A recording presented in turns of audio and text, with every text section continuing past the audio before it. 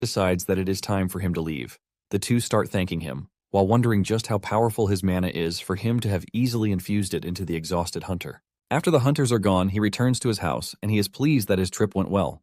He notices that mandragoras are already awake, and he figures that it is time to plant them. He finds a spot on the land where he plants the mandragoras, but they seem unhappy. Cheon wonders what is wrong with them, and he tries feeding them some mana to make them feel better. Just as expected, their mood actually changed, leaving Cheon relieved. Meanwhile, the mechanical chimera is hiding the bush behind him, and even though he can sense the chimera's energy, Cheon decides not to make a move until it actually wants to connect with him. Cheon steps into his house, and he pours out everything he got from the hunters, including the cash. Among them are a portable burner, 8 gate stones, spare clothes, and sleeping bags. Cheon is glad that everything is just what he needed, and luckily for him, there is ramen in the bag too. He remembered that the last time he had ramen was when he was at the orphanage. Since he is hungry, he decides to make ramen for himself. Following the instructions on the ramen pack, he grabs a pot and steps outside to get water. However, a fish comes flying out of the water to attack him. Since he is going to need other ingredients for the ramen, he smacks it to death and stuffs the fish into the pot. To add more ingredients to the ramen, he finds wild eggs, herbs to serve as onions, and stuffs everything into the pot. Meanwhile, the mechanical chimera is watching, and its stomach grumbles for food. Cheon turned on the gas and started preparing the ramen, but the terrible smell from the ramen almost choked the mandragoras to death.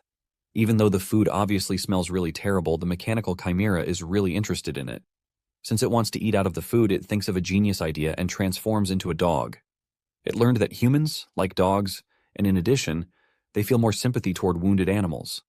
It approaches Cheon like a dog, but Cheon can easily sense that it is the mechanical chimera. Cheon assesses the situation and realizes that the mechanical chimera is still young and learning. He wonders how the chimera was able to escape the lab and make its way into the demon realm. Since the chimera is willing to join him, he offers it the terrible-looking ramen that he made. The two sit together to eat, and it reminds Cheon of when he and his fellow orphans enjoyed eating ramen in the orphanage. After they are done enjoying their beautiful meal, Cheon tells the chimera that it can leave, since he has to clean up. The dog turns around to leave, but as it walks away, Cheon reminds it that it was limping on its left foot earlier. The chimera is shocked and realizes that it has been discovered, but it changes its supposedly affected foot and continues moving. Shortly afterward, he decides to try out laundry and packs out some of the clothes he got from the hunters. He figures out that he needs to do it since he can't be wearing leather clothes for the rest of his life when he is not a freaking caveman. He places the shirt on a rock, and he figures out that he is just going to follow the instructions of how to do laundry that he already knows. He grabs a short stick and carefully hits the shirt, but to his surprise, even his gentle strike shatters the rock and shirt. Cheon is hit with the frustration of what comes with being strong,